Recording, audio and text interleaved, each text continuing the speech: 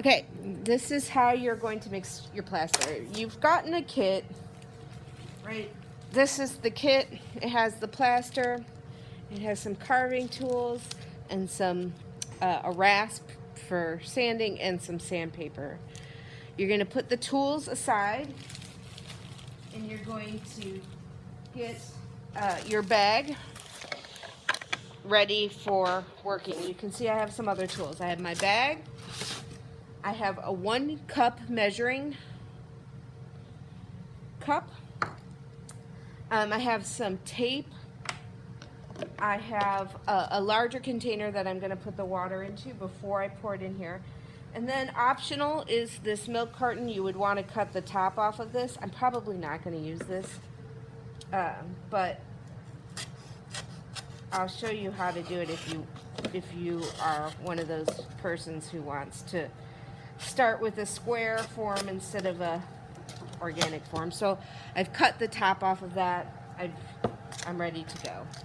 So I'm going to come over here to the sink, oops, and I'm going to measure 3 cups of clean, clear, cool water all the way to the top. 1, 2, 3.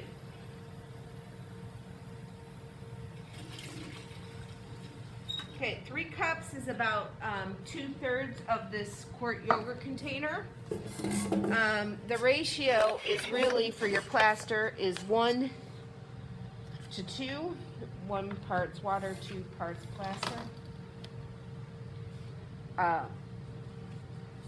And you're going to mix it right in the bag. So I'm going to open the bag up.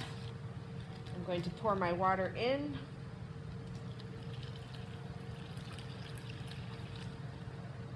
I'm going to remove the air from it I'm going to seal it really good. And then I'm going to start mixing. So I'm mixing with my hands, trying to work out any clumps or lumps.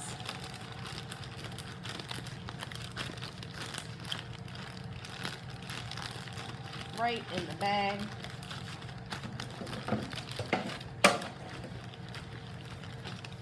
Dropping my container.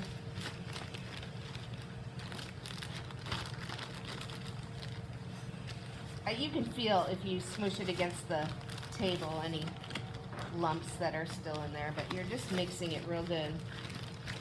And plaster's going to go through an exothermic reaction, so when it starts setting up, it's going to get hot. If you feel it start to get hot, you know you have a smaller window of time.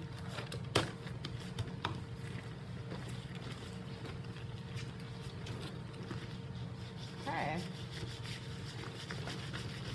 Mixing, mixing, mixing, mixing. Okay. Now, there's 2 options on what you do.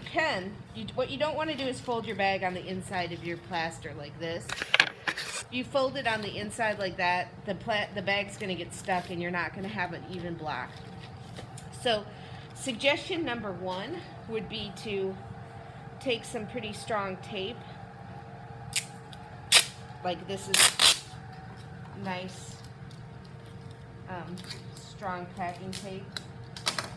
And you can hang it over the edge of the table and tape it to the table. This would have to be on like a, like a kitchen counter, not a wood table. But so hanging it over the edge like this gives me this nice sort of lozenge shape. And you could like affect the way it angles. You could angle it.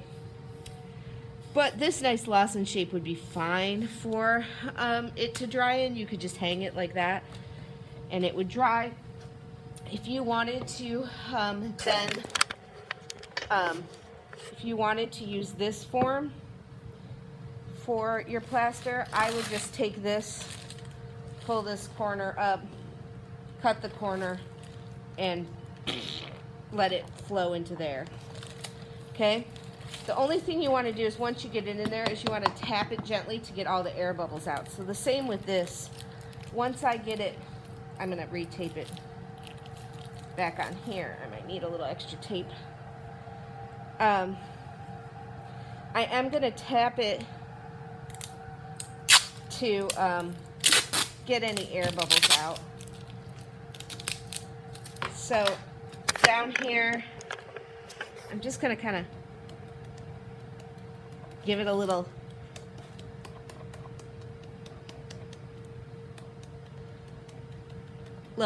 tap, and then the air will come to the top, hopefully releasing, so you don't have any air bubbles within the plaster when you go to carve that come out. Okay? Then you just wait. It will get hard within the half hour. Clean up while you're waiting. Super awesome.